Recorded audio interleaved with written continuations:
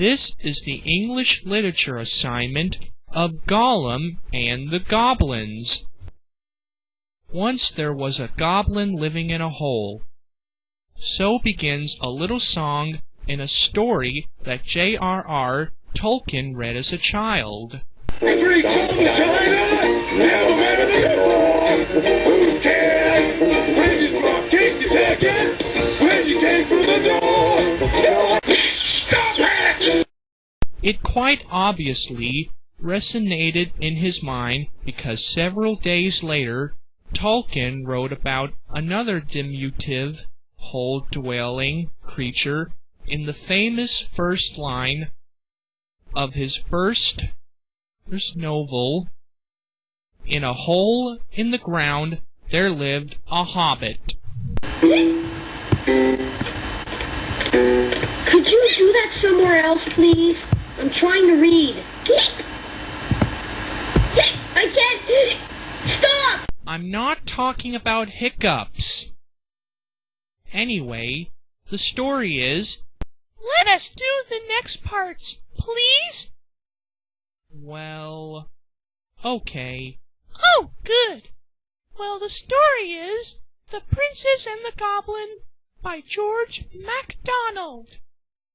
It was published in 1872 and is largely concerned with conflicts between diminutive miners and goblins in underground tunnels, which strongly foreshadowed subterranean skirmishes between Tolkien's hobbits and goblins. Hobbits and goblins appear to have occupied the same hole. And one more thing. Why does goblin make a shoe without sole? Because the goblin is a creature without a soul. Hey, you're not supposed to be in this video. This is Thomas and Friends, not the Mr. Men show. Oh, poopity poop. I think we're all done here. Wait! Don't forget to tell everyone the actual story of The Princess and the Goblin. That's what your class needs. Oh yeah, thank you, Thomas. I almost forgot. Here is the actual story of The Princess and the Goblin. There was once a little princess whose father was king over a great country full of mountains and valleys. His place was built upon one of the mountains and was very grand and beautiful. The princess, whose name was Irene, was born there, but she was soon sent after her birth because her mother was not very strong to be brought up by country people in a large house, half castle, half farmhouse, on the side of another mountain about halfway between its basin and its peak. The princess was a sweet little creature, and at the time my story begins, was about 8 years old, I think, but she got older and very fast. Her face was fair and pretty, with eyes like 2 bits of night sky, each with a star dissolved in the blue.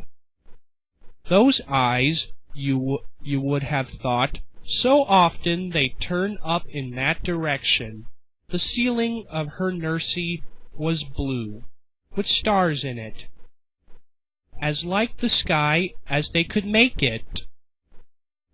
But I doubt if I ever saw the real sky with the stars in it, for a reason which I had better mention at once. These mountains were full of hollow places underneath, huge caverns and winding ways, some with water running through them, and some shining with all colors of the rainbow. When a light was taken in, there would not have been much known about them. Had there not been mines there, great deep pits, with long galleries and passages running off of them, which had been dug to get at the ore of which the mountains were full? In the course of digging, the miners came upon many of these natural caverns. A few of them had far-off openings out on the side of a mountain or into a ravine. Now in these subterranean caverns lived a strange race being called by some gnomes, by some nobles, by some goblins. There was a legend current in the country that at one they lived above ground, and were very like other people, but for some reason or other, concerning which they were differently legendary theories, the king laid what they thought to serve taxes upon them, or had required observances of them. They did not like, or had begun to treat them with more severity in some way or other, and impose stricter laws, and consequences was that they had all disappeared from the face of the country. According to the legend, however, instead of going to some other country, they had all taken refuge in the subterranean caverns, whence they never came out but at night, and then seldom showed themselves in any numbers, and never too many people at once.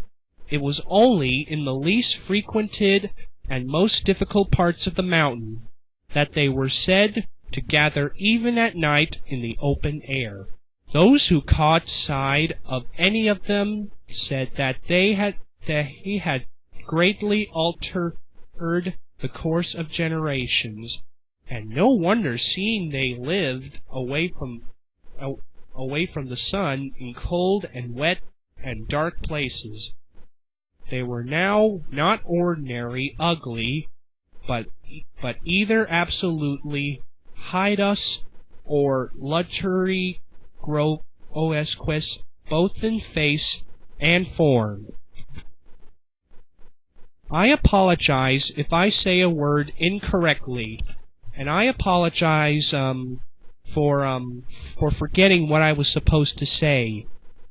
Anyways, I think that's enough to say. It's probably enough to tell everyone what the story is all about. I hope so. Can I finish the rest of my song, please? Pretty please? With special coal on top? Okay, Thomas, but just today. Thank you very much. We don't want new arrivals. Nothing's more than mere survival. And we just might live a good life yet.